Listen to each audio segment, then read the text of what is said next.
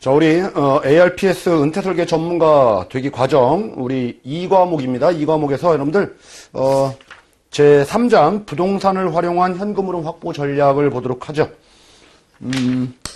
우리 여러분들 교재 편제상 우리 제2과목이 상당히 좀 어려운 과목에 속하는 거죠. 그래서 우리 1과목 관련돼서는 은퇴설계의 뉴 패러다임 관련된 부분을 이제 학습을 하시는 거고, 그리고 이제 3과목은 여러분들 상담 실무와 관련된 일반적인 얘기들을 좀 다루고 학습하기는 좀 편한데, 2과목은 계산 문제라든지 이런 현금 흐름 확보 전략이다 보니까 상당히 좀 난해한 파트이긴 하지만은 오히려 공부를 해 놓고 나면은 지식적인 차원에서 보면은 그 2과목이 전략적으로 많이 점수를 확보할 수 있는 챕터이기도 합니다. 물론 이제 계산식에 있는 계산 묻는 문제도 이제 2과목에서 좀 출제를 하고는 있지만은 부동산을 활용한 현금 흐름에서는 이제 계산 문제로 출제하는 경우는 거의 없으니까 여러분들 그 내용 중심으로만 잘 정리를 해 두셔도 충분할 것 같아요. 자, 우리 213페이지 부동산과 은퇴 설계라고 해서 이제 제1절 나오는데 이제 차례대로 한번 진행을 한번 해보도록 하죠. 자, 우리 학습 목표를 보니까 정부의 부동산 정책이 부동산 시장에 미치는 영향을 이해한다라고 되어 있죠. 그러면 우리가 이제 부동산 시장이라는 게 여러분들 어떤 식으로 지금 움직이고 있는지 이런 현황들을 파악을 하고 이런 시장에서의 약간 좀 문제점이 발생을 하니까 정부가 정책들을 이제 쓰게 되는 거죠. 그래서 정부 정책과 관련된 부분들도 이제 함께 정리를 하는 시간을 갖는 거고요. 자, 두 번째, 부동산 시장 및 정책의 특성을 이해하고 올바른 은퇴 설계를 위한 부동산 투자 방안 및 운용을 위한 최적 방향을 수립한다라고 되어 있는데, 우리 전반적인 부동산 시장의 흐름이라든지 정책 방향 등을 읽고 이에 맞춰서 부동산을 활용해서 최대한 은퇴 이후에 은퇴 자금 확보를 할 수 있는 그런 수단들을 강구해 보자라는 거죠. 그래서 전반적인 여러분들 정책이라든지 시장 변화와 관련된 부분들을 이해하시면은 충분해 보입니다. 자, 우리 1번 보죠.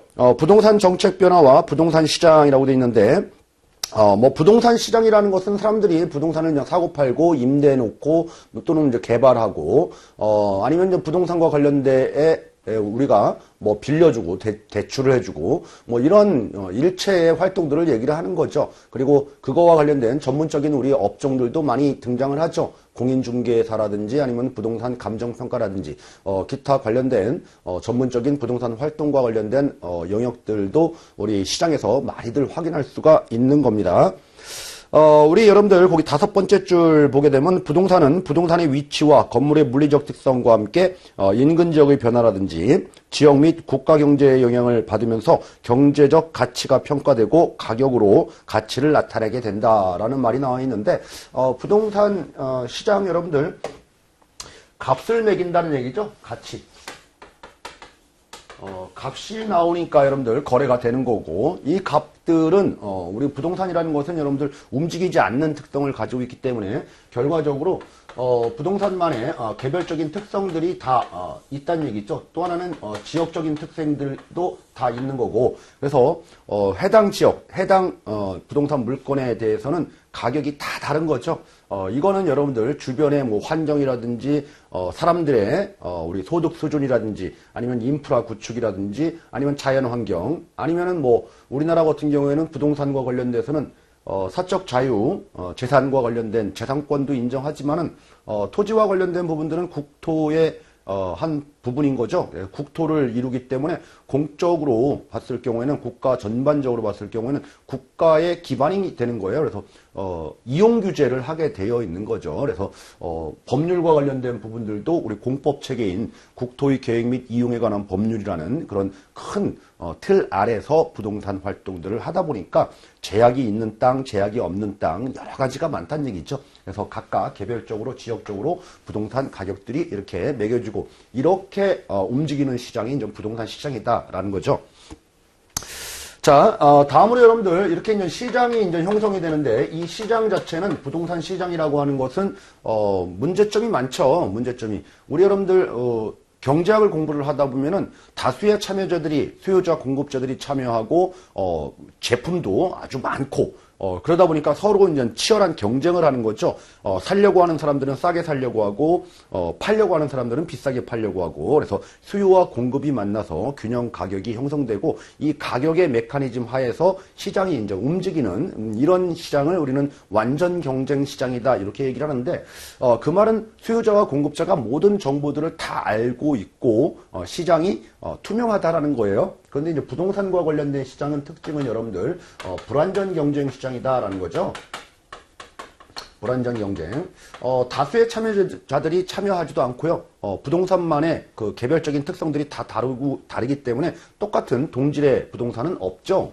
그래서 그리고 이제 정보도 여러분들 가지고 있는 자와 가지고 없는 자 간에 정보의 불균형 현상들이 발생을 하는 거죠. 그래서 정보 불균형 뭐 이런 현상들이 이제 발생을 하는 거고, 또 하나는 뭐 불안정 경쟁의 대표적으로 이제 부동산과 관련된 부분들은 이제 독과점 현상들이 이제 많이 발생을 하게 되어 있고, 그리고 부동산이라는 것은 여러분들 그 외부적인 영향들을 많이 받죠. 내가 이제 집 한 채를 가지고 있어도 외부의 환경들이 좋으면은 집값이 상승을 하게 되고, 외부의 환경이 안 좋으면은 집값은 또 떨어지게 되고, 자 이런 것들을 우리는 외부 효과라고 하는데, 외부 효과가 이제 좋은 것도 있지만 나쁜 것도 있죠. 그래서 외부 경제적인 효과도 있지만 외부 불경제 효과들도 이제 발생을 한다는 얘기예요. 그리고 이런 부분들 때문에 시장 자체는 불완전 경쟁 시장이 되는 거예요. 그래서 이제 시장 실패가 되는데, 시장 실패가 되다 보니까 어떻게 하겠습니까? 우리 사유재산만 인정하는 게 아니고 부동산이라고 하는 것은 국가의 땅이기도 하니까 국가에서 이제 개입들을 하는 거죠. 그래서 이제 정부가 이제 개입을 한다 그래서 부동산 정책들이 나오게 되는 거죠. 부동산 정책이 여러분들 성공하는 정책도 있지만은 실패하는 정책도 있게 되어 있죠. 그래서 정부가 개입했는데 우리 시장을 오히려 더 혼탁하게 한다라는 것을 우리는 정부 실패 이렇게 얘기해요. 시장이 실패하니까 정부가 개입한 거예요. 그러니까 정부가 개입했는데 성공하면 되는데 성공을 못하면은 또 정부 실패로 되는 거죠. 이게 계속 우리가 정권이 바뀌면서 부동산 정책들이 이렇게 이런 식으로 이제 움직이고 있다라는 겁니다.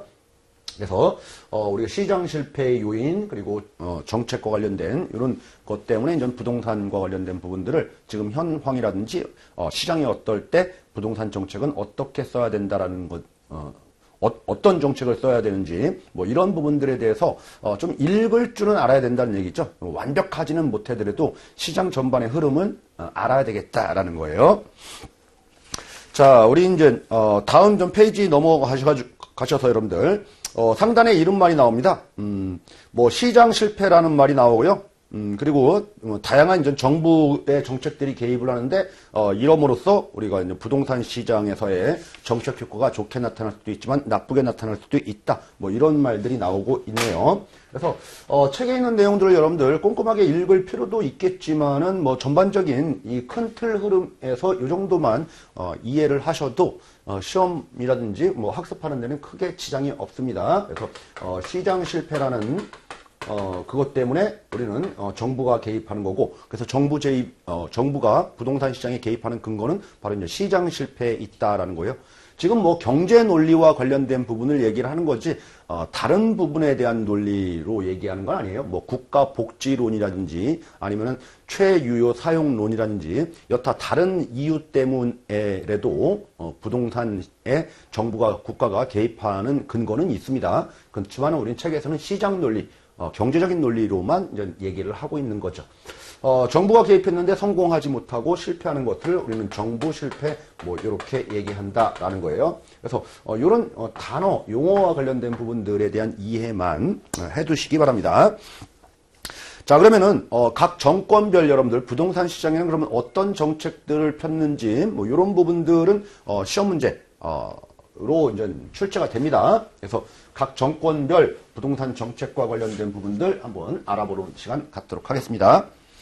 자, 처음에 여러분들 노무현 정부가 나오죠. 노무현 정부와 뭐 이명박 정부의 부동산 정책의 비교라고 되어 있는데, 뭐 과거부터 하면 여러분들 우리는 이제 김영삼 정부가 있었죠. 김영삼 정부 그 이후에 우리가 문민정부 들어서면서 여러 가지 좀 이제 활성화되고 뭐 발전을 하게 되는 거죠.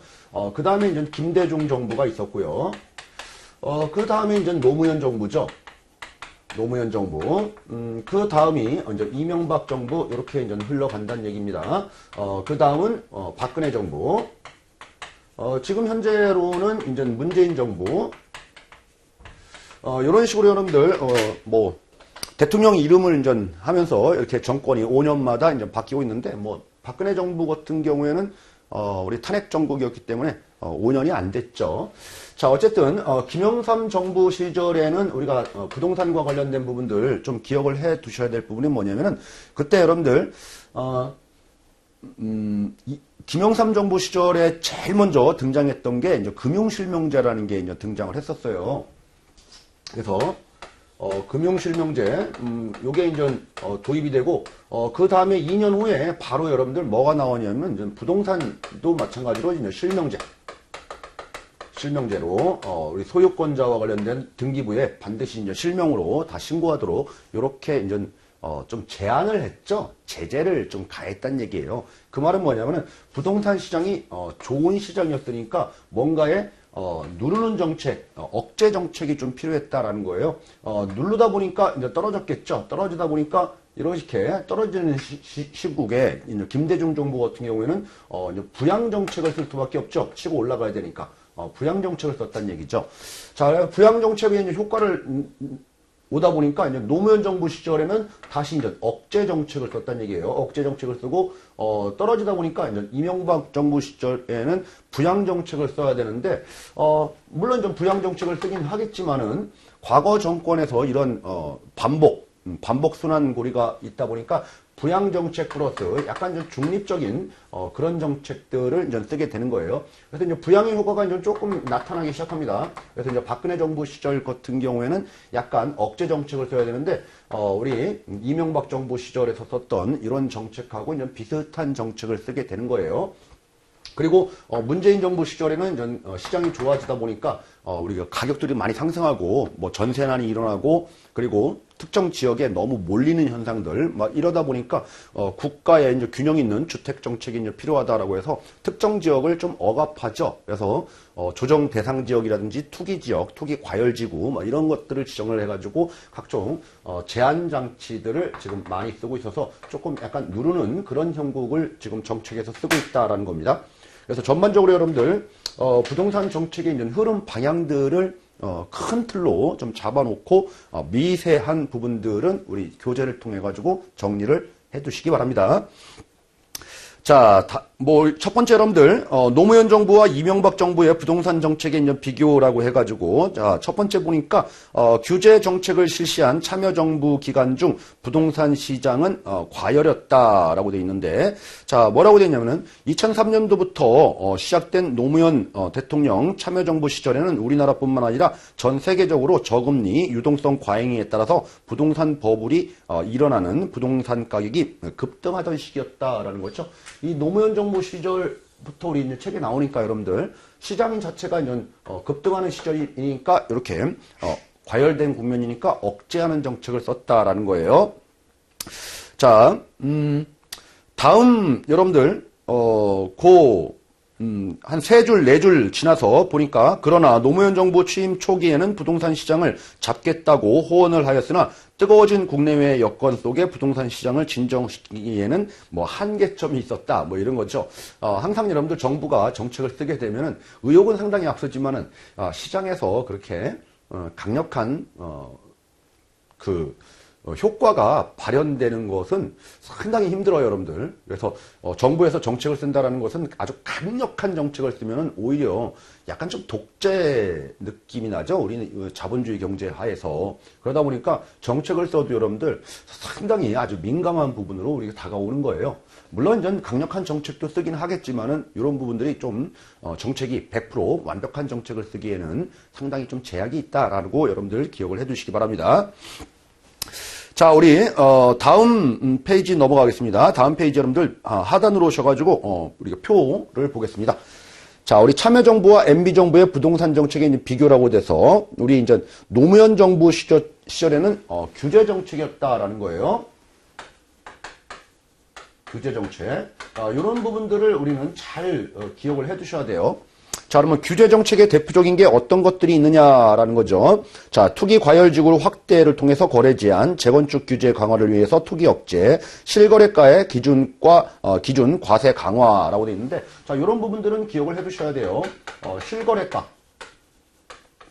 실거래가로 여러분들 우리는 이제 취득세를 낸다든지 아니면은 양도소득세를 우리 계산할 때 우리가 2006년도 이후부터는 1월 1일 이후부터는 여러분들 실질 거래한 시가죠, 시가로 요거를 과세 표준을 잡았어요. 그 이전에는 기준 시가라는 것으로 과세 표준을 잡았기 때문에 조금 낮은 금액이었죠. 자, 그래서 실거래가 도입해가지고 규제를 세금을 더 많이 증소하는 뭐 이런 규제를 좀 강화하는 정책을 썼다라는 거고요. 자, 다음 여러분들 부동산 보유세 강화를 통해서 보유를 억제했다라고 했는데 요때 이제 등장했던 게 여러분들 우리는 이제 종합부동산세라는 거죠. 종합부동산세를 이제 도입을 해가지고 보유와 관련된 세금들을 이제 강화하니까 보유하지 마라라는 취지에서 이제 강력하게 우리가 규제를 했다라는 거죠. 그래서 그 밑에 보니까 종합부동산세 도입 및 강화했다라고 돼 있죠. 자, 다음 여러분들 총부채 상환 비율 DTI 도입을 통한 무소득자 투기 방지라고 돼 있죠. 그래서 DTI 같은 경우도 도입했다라는 거예요. DTI라는 것은 뒤쪽에서 또 공부를 하겠지만 여러분들 인컴이에요. 자기 연봉, 소득 투 대비 뎁. 그러니까 원리금 상환하는 비율을 얘기하는 거죠. 그래서 소득이 없으면은 원리금 상환하는 금액 비율을 잡을 수가 없으니까 소득이 예를 들어서 연봉이 1억이다라고 하면은 1년간 상환하는 금액이 4천만 원, 즉 40% 요 정도까지만 대출을 해주겠다. 이런 거. 그러니까 소득이 없는 자는 대출받을 수 없는 그런 거죠. 그래서 투기 방지를 위해서 이런 제도들이 도입이 됐다라는 게 바로 노무현 정부 시절의 특징이다라는 거예요. 그리고 우리 교재에는 없지만 추가적으로 더 쓰게 되면 여러분들 우리 다주택자 와 관련된 부분들 이런 사람들에 대해서는 양도소득세 계산할 때 양도소득세율이 중과됐어요. 그렇죠? 그래서 다 보니까 세금을 억제하고 대출을 규제하고 다 억제 정책인 거죠. 그래서 규제 정책을 노무현 정부 시절에 이제 사용을 하기 시작을 한 거고, 다음 여러분들 우리 MB 정부, 이명박 정부 시절에는 이렇게 억제를 하다 보니까 시장이 좀 이제 잠잠해졌겠죠. 그러다 보니까 약간 좀 부양이라든지 중립적인 그런 색채를 띈 정책들을 쓴다는 얘기죠. 그래서 이명박 정부는 이제 완화 정책을 썼다, 이렇게 교재에 수록을 하고 있는데, 완화 정책, 맞아요. 완화 정책도 맞지만 중립적인, 완벽한 이 당시에 김대중 정부처럼 완화 정책을 완벽하게 쓴 건 아니고요. 그래서 어느 정도의 완화 정책을 썼다, 이렇게 기억을 해 두시기 바랍니다. 자, 투기 과열지구라든지 투기 지역 해제를 통해서 거래가 자유화시켰다라는 거죠. 거래가 안 되니까 이제 거래를 활성화시키려고 이런 정책을 쓴 거예요. 그리고, 재건축 규제 완화시켰다라는 거죠. 그래서 종부세, 종합부동산세 기준 하향 조정, 우리가 폐지한 건 아니지만은, 이렇게, 좀 하향하게 조정한 거고요. 양도소득세, 취득세 한시적으로 감면해주고, 주택거래 신고 지역을 또 해제해주고, 다주택자 양도소득세 중과를 폐지합니다. 이때 중과라는 규정을 했지만은 MB 시절에는 이런 부분들은 전 폐지했는데, 이건 전 완전 폐지가 아니고 한시적 폐지예요. 한시적 폐지. 근데 이제 박근혜 정부 시절에는 이제 완전 폐지 쪽으로 갑니다. 이 것들이. 완전 폐지. 그렇지만 이제 MB 문재인 정부 시절에는 이런 부분에 대해서는 특정 지역 전체는 상관없지만 특정 특히 이제 조정 대상 지역이라는 게 있어요.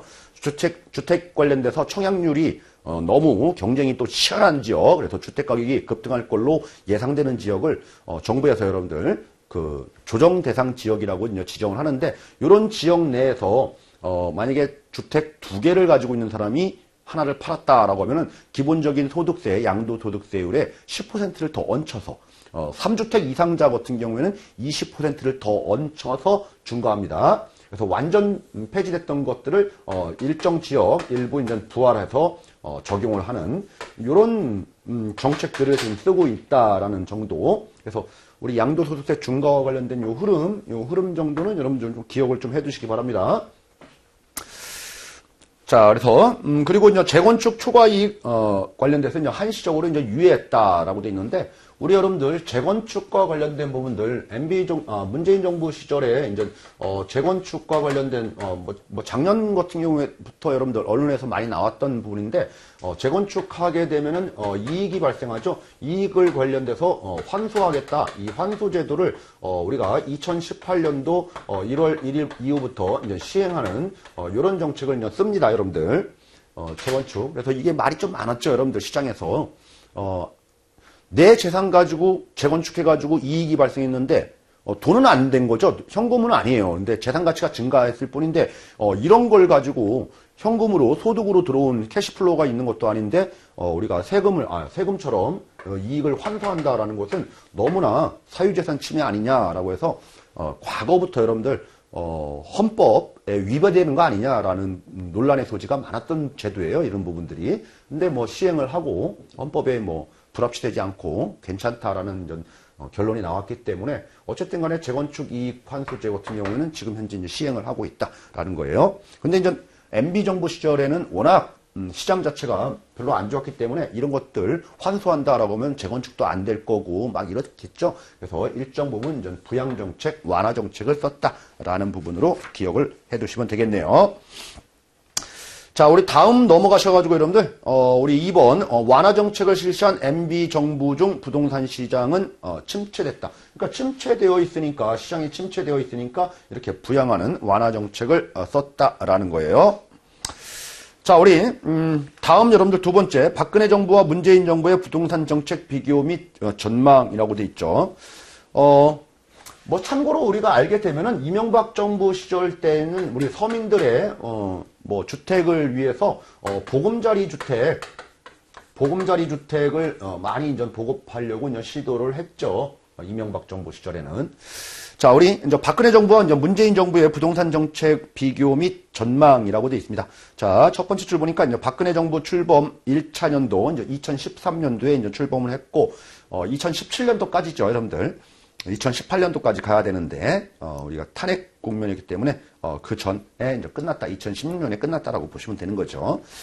자, 2013년에 침체된 부동산 시장의 정상화 정책, 2차년도에는 전세난 심화에 따른 서민 주거 안정을 위한 전월세 시장, 임대 시장 안정 정책들을 발표했다. 이런 말들이 나와 있고요. 우리가 3차년도에는 2015년도 재건축 재개발 규제 완화 속에 분양 시장이 이제 화랑이 계속되었고 이런 말들이 나와 있습니다. 어쨌든 간에 전반적인 시장 자체는 이렇게 좋은 시장까지 꼭대기까지 이렇게 치고 올라간 이런 시장은 아니었다. 그래서 전반적으로 이런 시장 정도 중간 정도까지는 치고 올라가는 이런 시장에서 이제 정권이 시작됐다라고 보시면 되겠네요. 그래서 이제 박근혜 정부 시절에는 여러분들 우리가 그쵸. 서민들의 주거 안정을 위해서 좀 많이 좀 애를 썼고, 그리고,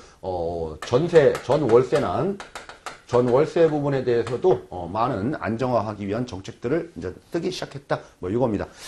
정부를, 정치학적으로 여러분들, 비판하고 그러는 건 좋겠지만, 그건 개인적인, 판단인 거고요. 우리는 여러분들 학습상으로는 과거 정부 시절에 어떤 정책을 썼는지, 팩트만 공부를 하시는 거지 정책을 논할 필요는 없는 거예요. 정부를 논할 필요도 없는 거고. 자, 다음으로 여러분들 우리 박근혜 정부 시절 때 우리가 보급됐던 주택이 우리가 행복주택이라는 것을 보급했어요. 행복주택 20만 호 이렇게 해가지고 행복주택. 행복주택이라는 말이 나오면은 박근혜 정부 히읗이니까 히읗 이렇게 보시면 되고 이명박 하니까 비읍 보금자리 주택 이렇게 연결해서 기억을 해두시는 것도 나쁘지는 않나 보입니다. 자, 우리 좀 위에서 한 10줄 정도 쭉 15줄 우리 박근혜 정부와 관련된 정책들을 이제 간략하게 이제 소개를 하고 있는데 좀 넘어가도록 하고요. 자, 밑으로 쭉 오셔가지고 이제 문재인 정부와 관련된 부분이죠. 자, 문재인 정부와 관련된 부분들은 여러분들, 어떤 제도가 도입되냐면 맨 밑에 이제 이런 말이 나옵니다. 신 DTI 개념이 나왔다라는 거. DTI. 과거 정부, 노무현 정부 시절 때 나왔던 요 DTI는 여러분들, 이 원리금 상환하는 액이 우리가 주택 관련된 주택 부분에 한정된 이제 원리금 상환하는 액만 따졌어요. 근데 여기 신 DTI에서 요거 원리금 상환하는 액은 주택 원리금 상환하는 액뿐만 아니라 그 이외에 신용대출이라든지 각종 대출 받은 금액의 원리금 상환하는 금액 비율까지 다 다 합산해서 모든 내가 상환하는 금액, 소득 대비, 요 비율이 이제 도입을 하면서, 더 규제를 완화한 더 규제한 거죠. 우리가 문재인 정부는 시장을 이제 규제해서 실제, 필요한 사람들이 주택을, 구입하고 그런 사람에게 우리가 대출을 해줄 수 있는 그런, 실질적인 정책들을 이제, 시장에서, 쓰기 시작했다라는 거예요. 그리고, 2018년도 4월부터 다주택자에 대해서는 장기 보유에 대한 특별 공제 혜택이 없어지고 2주택자는 기존 양도소득세율의 10%, 3주택자는 20%의 가산세율까지 부담하게 되었다라는 말이 나와 있는데, 자, 요거는 여러분들 그냥 단순하게 보시면 안 돼요. 자, 일부 적용된 거예요. 전체 시장에 적용된 거가 아니고요. 우리 이제 조정 대상 지역이라고. 조정 대상 지역, 서울 지역뿐만 아니라 뭐 수도권 내, 그리고 저희 부산 일정 지역, 뭐 특정 지역 몇 군데를 정부에서 지정을 합니다. 이런 지역 내에, 가지고 있으면은, 다주택 가지고 있으면 장기 보유 특별공제가 적용이 안 되고요. 그리고 만약에 2주택자 이상인 경우에는 우리 기본적인 세율에 플러스 10%를 더 얹혀서 양도소득세율을 매기고 3주택자 이상인 사람들 같은 경우는 기본적인 세율에 20%를 더 얹혀가지고 양도소득세율을 매기고 있고 뭐 이런 제도들이 도입이 된 거예요. 그리고 또 하나는 우리 책에는 소개는 안 하고 있지만 이 지역 내에 만약에 1세대 1주택을 가지고 있다라고 하면은 원래는 여러분들 1세대 1주택 비과세예요. 비과세 요건으로 2년 이상 보유를 해야 돼요. 2년 이상 보유를 해야 되는데 요 주택 관련돼서 1주택이라고 해도 조정 대상 지역 내라고 하면은 플러스 2년 이상 거주하는 실제 거주 요건까지도 다 준수해야지만이 우리 양도소득세 비과세를 해주겠다. 뭐 이런 제도들을 지금 현재도 시행을 하고 있거든요. 그래서 전부는 아니다라는 거예요. 그렇죠. 완전 장기보유 특별공제가 완전히 뭐 적용되지 않는다. 다주택자, 2주택 이상자 그건 아니에요. 특정 지역에 한정되는 겁니다. 그리고 뭐 10% 또는 20%가 가산율이 부과된다라고 돼 있는데 이것도 전 지역이 아니고요. 특정 우리 주택 시장이 너무 좀 과열 국면을 보이고 있는 특정 지역에 한해서 이렇게 적용된다라는 겁니다. 자, 이런 부분들이 이제 책에 이제 소개를 하고 있다라는 겁니다. 책에. 그래서 이제 각 정부별 여러분들 정책의 변화 방향에 대해서 간략하게 지금 설명을 했는데 이런 것들이 이제 시험 문제화해서 등장을 하게 되는데 등장을 하는데 이제 구체적으로 묻는 문제보다는 전반적인 흐름을 묻는 문제 요 정도를 좀 대비를 해두시기 바랍니다. 특히 여러분들 노무현 정부 시절과 이명박 정부 시절의 시장 상황과 규제 정책 그리고 우리가 완화 정책 요거 차이점을 좀 기억을 해두셔야 되고요. 그리고 최근에는 뭐 문재인 정부 지금 최근에는 문재인 정부 시절에 이렇게 다시 예전에 우리가 양도소득세 중과됐던 거 폐지됐다가 다시 일정 지역에 이제 부활됐다. 제약이 따른다라는 거, 뭐 이런 것들도 함께 정리를 좀 해두시면 되겠네요. 자, 다음 여러분들 두 번째, 이제 부동산 시장에 영향을 미치는 우리, 주요 변수라고 되어 있는데, 이 시장과 관련돼서 영향을 미치는 주요 변수는 여러분들 첫 번째, 인구 증가율이죠. 인구라는 것은 인구가 많이 증가하면 증가하고 도시로 많이 몰리게 되니까 도시에서는 수요가 증가하죠. 주택에 대한 수요가 증가하고 당연히 그러니까 부동산 주택 가격은 상승하게 되고 시장에 영향을 미친다라는 거예요. 큰 탈 위주로만 좀 보시면 되는 겁니다. 자, 다음 페이지 두 번째 도시에 이제 노후화 현상들이 발생한다라는 거죠.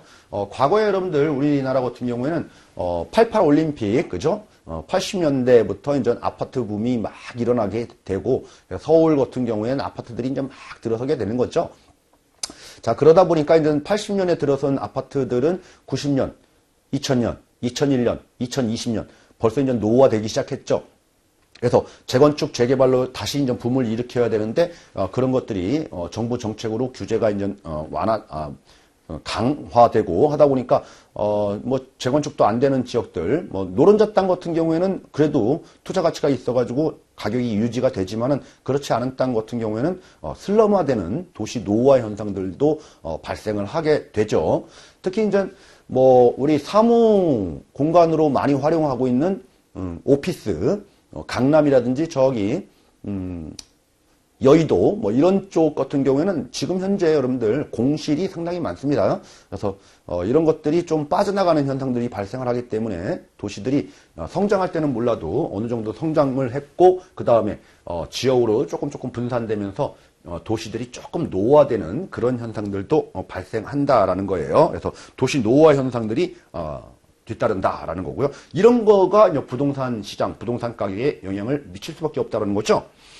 자, 우리 3번 보니까 인구 이동 그리고 이제 고령화 이런 말이 나와 있죠.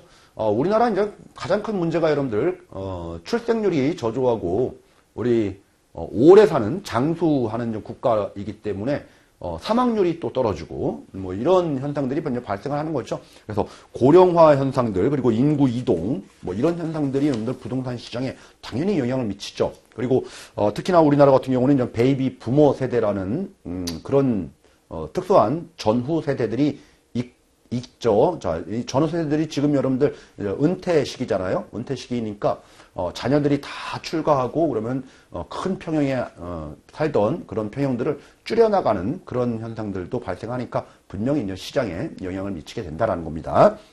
그래서 큰 타이틀 위주로만 여러분들 보시면 되는 거지 뭐 이런 것들 관련돼 가지고 뭐 자세하게 학습하고 막 이러실 필요는 없어요.